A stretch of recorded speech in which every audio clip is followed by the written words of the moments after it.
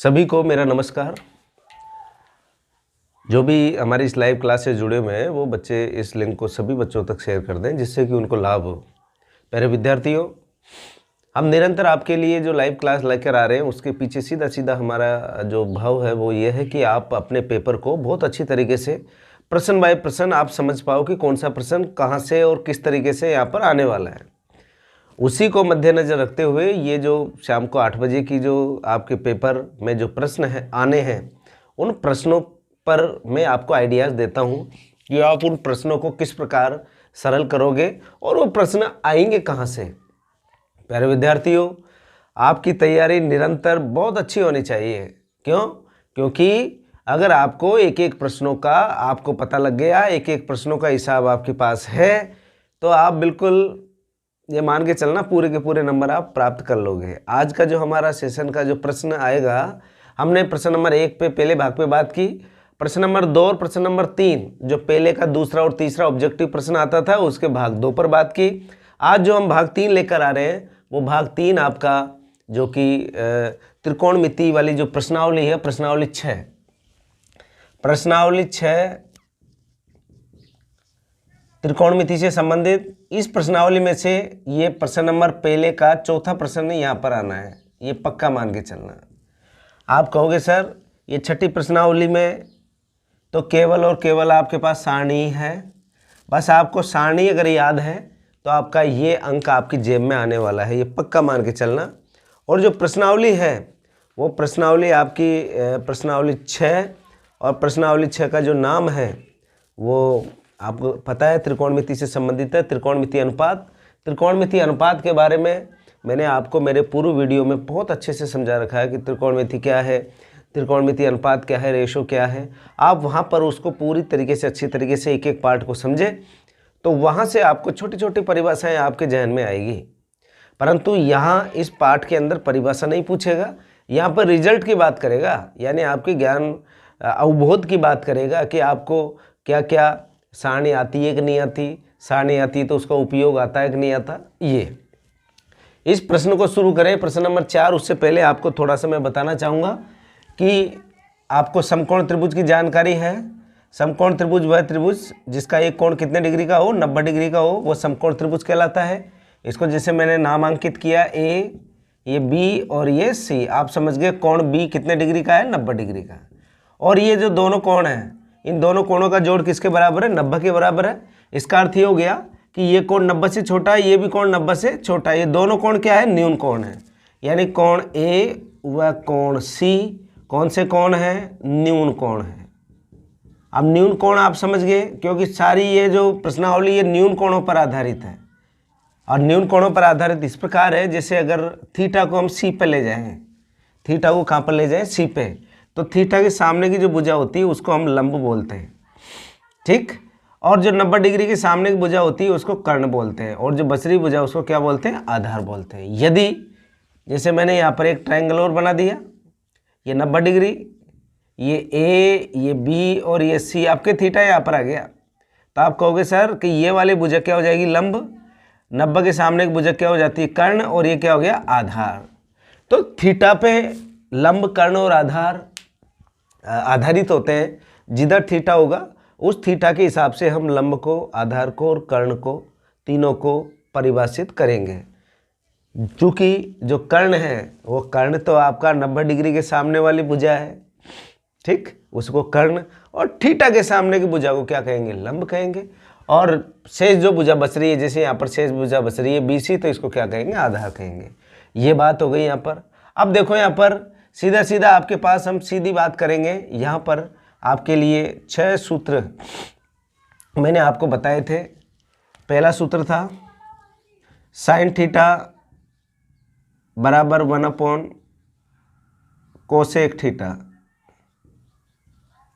सूत्र क्या है ये, हम इसके जो संबंध थे साइन और कोस के व्युत्क्रम वाले, तो जिसको हम बोलते हैं भुजाओं के संबंध के आधार पर हमने साइन थीटा को 1 कोसेक थीटा के रूप में, और दूसरा मैंने आपको बताया था कोसेक थीटा बराबर 1 साइन थीटा, और तीसरा मैंने बताया था आपको साइन आ गया, कोसेक आ गया, अब देखो कोट थीटा बराबर 1/tan थीटा, और चौथे नंबर पे था आपके पास tan थीटा बराबर 1/cot थीटा।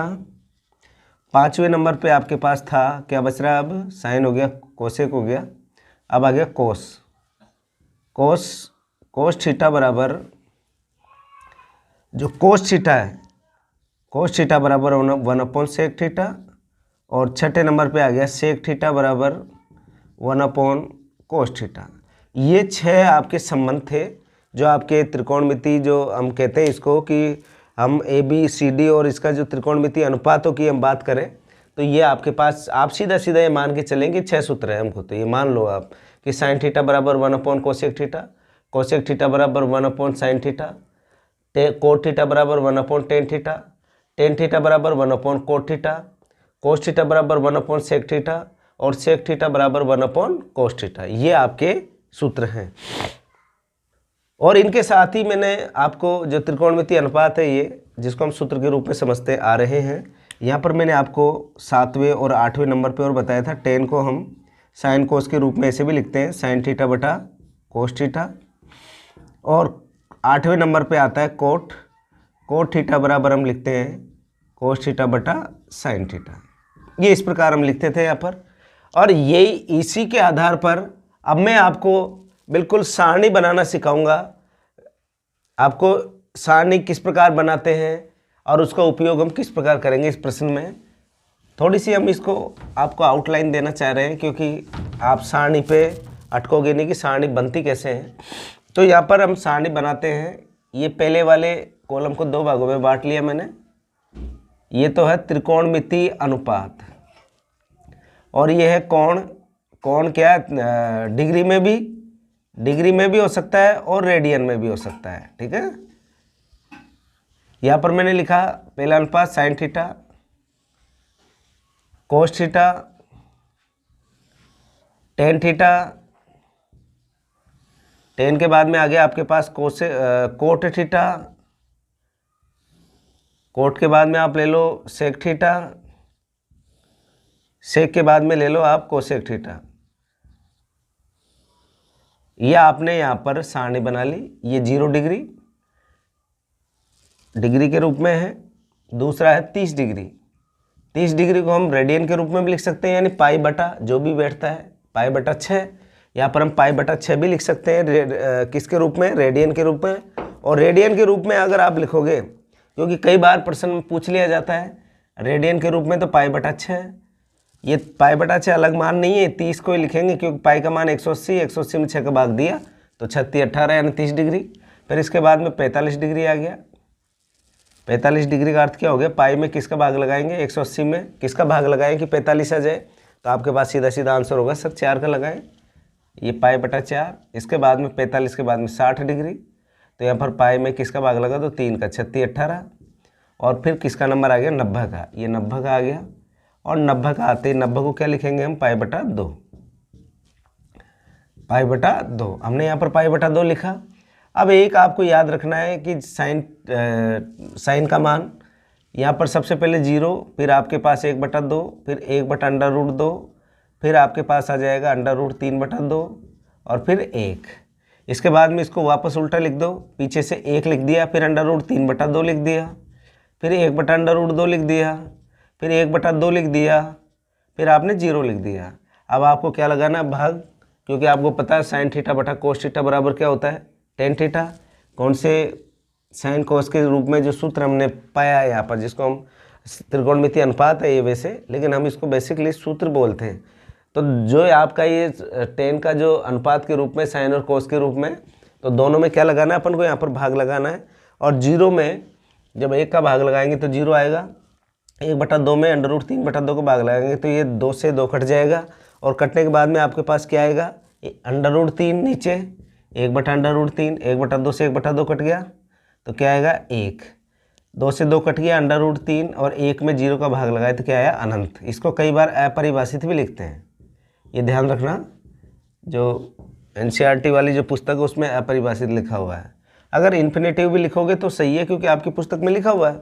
आगे देखो, अब कोट किसका उल्टा होता है, tan का। अभी हमने लिखा है यहाँ पर, ये कोट किसका उल्टा होता है? टेन का उल्टा होता है, तो उल्टा कर दो। यहाँ पर 0 का उल्टा अनंत, इसका उल्टा √3, 1 का उल्टा 1, इसका उल्टा 1/√3, इन्फिनेटिव का उल्टा 0। आपने यहाँ पर ये पूरी की पूरी मान यहाँ पर लिख दिया।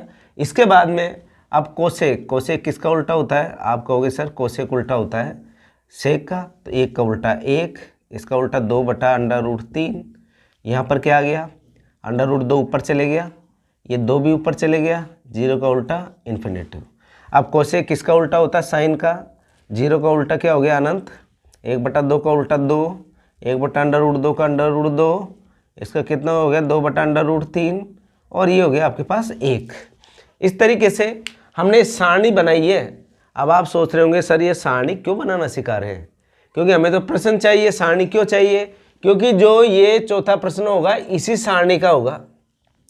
जिसको ये सारणी पक्की याद है, गारंटेड याद है, तो ये मान के चलना आपका प्रश्न नंबर पहले का चौथा आपकी जेब में बिल्कुल फिक्स रखा हुआ है, ये पक्का मान के चलना। तो डियर स्टूडेंट, अब हम शुरू करते हैं प्रश्न। हमने सारणी पूरी की, हमें पता है कि सारे ये साइन कोसेक का उल्टा होता है, कोस सेक का उल्टा होता है, टेन कोट का उल्टा होता है। हमने सारी की सारी सारणी को यहाँ पर तैयार कर लिया। इसके बाद में अब देखते हैं प्रश्न। प्रश्न में नंबर 1 प्रश्न, नंबर 1 में दे रखा है 10 स्क्वायर 60, 10 स्क्वायर 60। अब आपको पता है 10 60 का मान, 10 60 का मान आप कहोगे सर अंडर कितना होता है? 3 होता है। अब √3 का भी क्या लगा हुआ है यहाँ पर? स्क्वायर, स्क्वायर लगाओ तो कितना आएगा? 3। अब यहाँ पर ढूंढो इसका आंसर कहाँ है, तो आप बता दोगे सर इसका जो आंसर होगा वो क्या होगा? ए होगा, क्योंकि कितना आ रहा है यहाँ पर? 3। कई बार क्या करते हैं हम जल्दी में, यहाँ पर 10 और 30 कितने का? 60 का। 10 60 का मान हमने √3, और तुरंत हो सकता है इसमें √3 भी आंसर के रूप में हो, तो आप उसको √3 पर टिक कर दोगे। नो, क्योंकि यहाँ पर स्क्वायर भी लगा हुआ है, तो √3 का स्क्वायर बराबर कितना हो गया? 3 हो गया। इसी के बाद अब दूसरे प्रश्न की ओर चलते हैं। आपके पास दूसरा प्रश्न है 2 साइन स्क्वायर 60 कोस 60, ये है। तो 2 की जगह 2 साइन 60, साइन 60 का मान कितना है? √3/2 का होल स्क्वायर इंटू कोस 60, कोस 60 का मान आपके पास है 1/2, ये 1/2, तो 2 इंटू √3, 3, 2 का वर्ग 4 इंटू 1/2, 2 से 2 कट गया, क्या बचा आपके पास? 3/4। अब आपको इसमें ढूंढना है कि उत्तर कौन सा है, तो आप सीधा सीधा यहाँ पर ढूंढ के लिख दोगे कि सर जो इसका आंसर होगा वो कितना होगा? सी वाला आंसर होगा। कितना होगा? सी वाला आंसर होगा इसका, और आप आसानी से इसका जवाब यहाँ पर दे पाओगे। इसके बाद में है तीसरा प्रश्न, यदि कोसेक थीटा बराबर 2/3 हो तो थीटा का मान ज्ञात करो। कोसेक थीटा बराबर कितना दे रखा है यहाँ पर? 2/3। अब कोसेक थीटा बराबर 2/3 यानी 2 इसको √3 के रूप में लिखो, क्योंकि 2/3 तो यहाँ पर मान है ही नहीं, या 2/√3। आप यहाँ पर लिखोगे कोसेक थीटा बराबर 2/√3 हो तो थीटा का मान ज्ञात करो। तो कोसेक थीटा बराबर 2/√3, यह कोसेक थीटा की सारणी है, ये 2/√3, तो आपके पास आंसर कितना आएगा? या तो 60 डिग्री या √3/2। अब यहाँ पर देखो कितना है? √3 π/3, तो आप कह दोगे सर कि जो तीसरे का जो आंसर होगा वो कितना होगा? बी वाला होगा, क्योंकि किसके रूप में दे रखा है? ये रेडियन के रूप में दे रखा है। और किसका पूछा है उसने? 2/√3, 2/√3 का पूछा है। 2/√3 में आप कह दोगे कि π/3, ये π/3 इसका आंसर यहाँ पर आ गया। इसके बाद में अब देखो अगला प्रश्न, कोस 45, कोस 45। अब आपको पता है कोस 45 का मान कितना है? 1/√2, ये 1/√2, और इस कोस के भी क्या लगा हुआ है? स्क्वायर लगा हुआ है, तो आप यहाँ पर स्क्वायर लगा दीजिए। 1 का स्क्वायर 1, √2 का स्क्वायर कितना हो गया? 2 हो गया। तो अब यहाँ पर देखो 1/2 ढूंढो किधर है, तो आप कह दोगे सर 1/2 ये रहा हमारे पास, सी वाला 1/2 आ गया। इसके बाद में देखो ये कहाँ से आ रहे हैं प्रश्नों के उत्तर? इस सारणी से। ये सारणी पक्की, प्रश्न पक्के। इसके बाद में आप देखो 5वां नंबर का, यदि थीटा बराबर 45 डिग्री हो, थीटा का मान कितना दे रखा है उसने? 45 डिग्री हो, तो 1 माइनस, तो इसने कहा क्या किसका मान दे रखा है? थीटा का मान दे रखा है।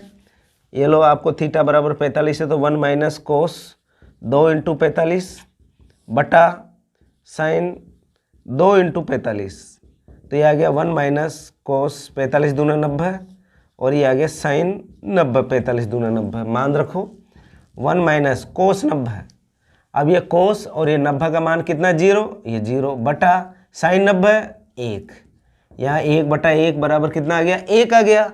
अब आपको यहाँ पर उत्तर में ढूंढना है कि 1 ए में है या बी में है या सी में है या डी में है।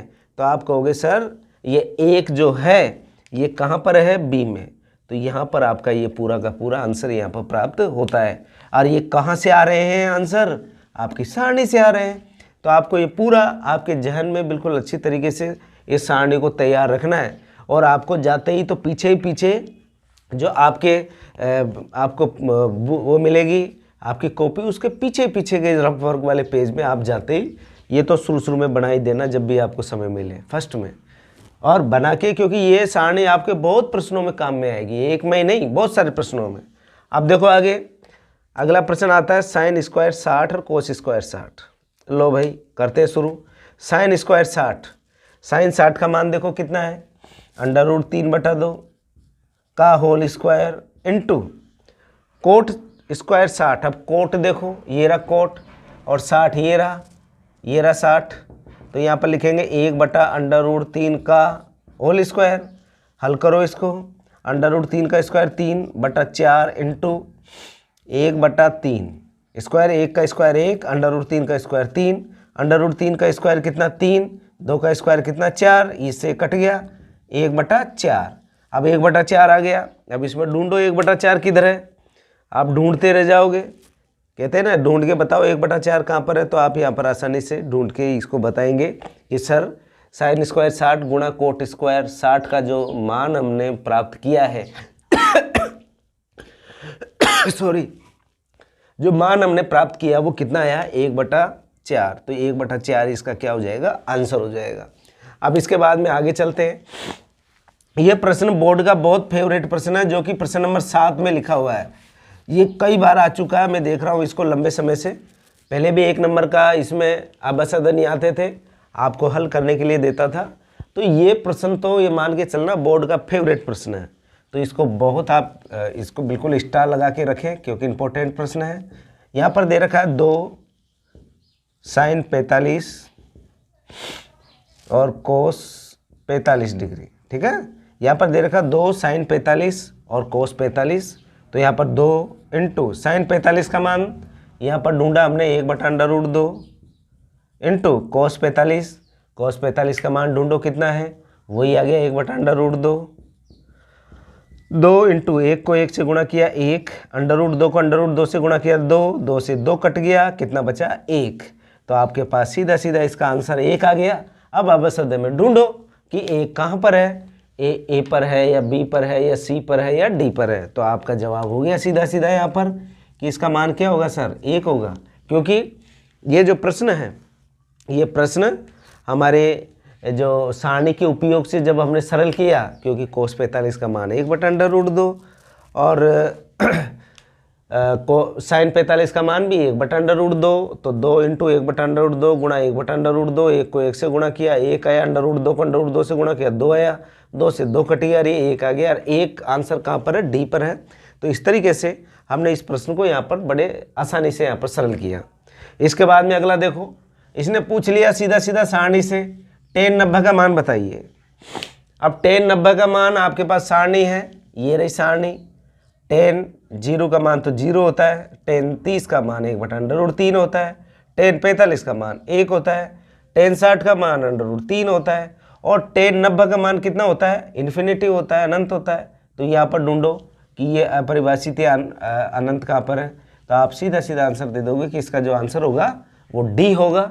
और डी कहाँ से पता लगा आपको, सारणी से। यानी ये आपकी कुंजी है, जैसे हम सवाल की कुंजी होती है ना पासबुक, ये आपकी पासबुक है कौन से प्रश्न की, प्रश्न नंबर 4 की। यानी पहले का जो चौथा प्रश्न होगा ऑब्जेक्टिव का, उसकी कुंजी है ये, ठीक है। इसके बाद में आगे बढ़ते हैं अगले प्रश्न की ओर। अगले प्रश्न में साइन π/6, ये आपके मॉडल पेपर में दे रखा है। ये मॉडल पेपर में दे रखा है, इस वर्ष जो बोर्ड ने मॉडल पेपर जारी किया उसका प्रश्न मैंने यहाँ से लिया है। ये साइन π/6 का मान होगा। अब पाई को के 180 में 6 का भाग लगाया तो कितना आया, 36 18। 30 डिग्री हो गया।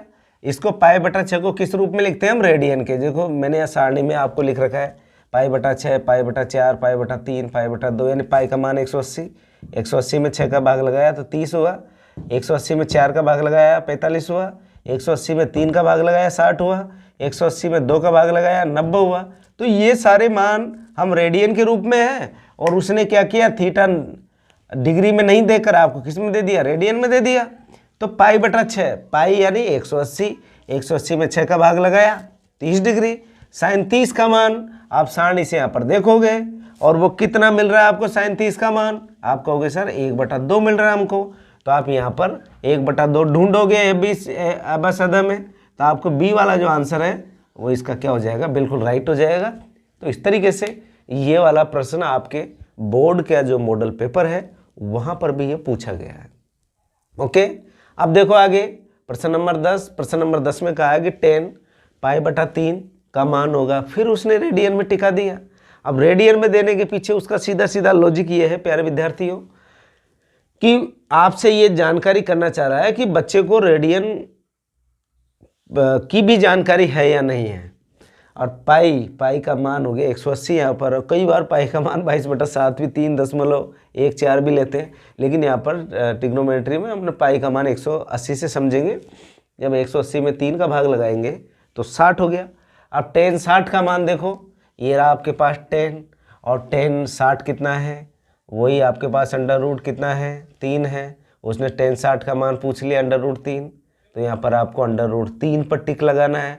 अंडर रूट 3 कहाँ पर है? ए, बी, सी और डी में। तो आप कह दोगे कि अंडर रूट 3 कहाँ पर है? ए पर है। तो इस तरीके से आपका जो प्रश्न का जो ये तरीका है, प्रश्न नंबर जो पहले का जो चौथा प्रश्न है, वो चौथा प्रश्न इसी तरह के प्रश्न आपको बनाने हैं।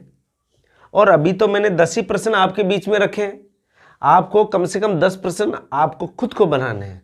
आपके पास में सारणी है प्यारे बच्चों, अगर ये सारणी आपको याद है, ये वाली सारणी, ये सारणी अगर आपको याद है तो आपका ये 1 नंबर आने से कोई भी नहीं रोकेगा। अगर ये सारणी याद हो गई तो ये 1 नंबर तो यहाँ पर दिलाएगी। इसके अलावा अभी तो एक नंबर के जो सोल्व करने वाले प्रश्न है वहाँ पर भी इसके बारे में पूछा जाता है। इसके बाद में आपके हाइट एंड डिस्टेंस, इससे जस्ट अगला वाला प्रश्न आएगा, प्रश्न नंबर 5, हाइट एंड डिस्टेंस यानी ऊंचाई और दूरी वाला, जिसमें कोई पेड़ टूट के लटकेगा और इस तरह के प्रश्न हैं। एक नाव चलेगी, एक खंबे को और एक बच्चे को देखेंगे, इस तरह के प्रश्न वहाँ पर है। एक बच्चे की ऊंचाई और उसकी छाया का अनुपात बराबर है। तो ये सारे प्रश्न को हल करने के लिए हमको किसकी आवश्यकता पड़ेगी? सारणी की आवश्यकता पड़ेगी। तो प्यारे विद्यार्थियों, इस सारणी को आप आत्मसात कर लें, बिल्कुल अच्छी तरीके से इस सारणी को याद कर लें, क्योंकि ये सारणी आपको एक ही नंबर नहीं, यहाँ तक ही नहीं, ये कम से कम आपको 6 से 7 नंबर आपके जेब में ये सारणी रखेगी। तो इस प्रश्न के लिए तो सीधा सीधा प्रश्न ही सारणी पे ही है, और में तो सारणी का उपयोग होगा, बट यहाँ पर तो सीधा सीधा सारणी से प्रश्न पूछेगा। बताओ साइन इसका कितना मान होगा, टेन की इसका कितना मान होगा, या कोट 90 का कितना होगा, या कोसेक 45 का कितना होगा। ये सारे के सारे मान यहाँ पर ये पूछेगा। प्यारे विद्यार्थियों, आप निरंतर पढ़ते रहें।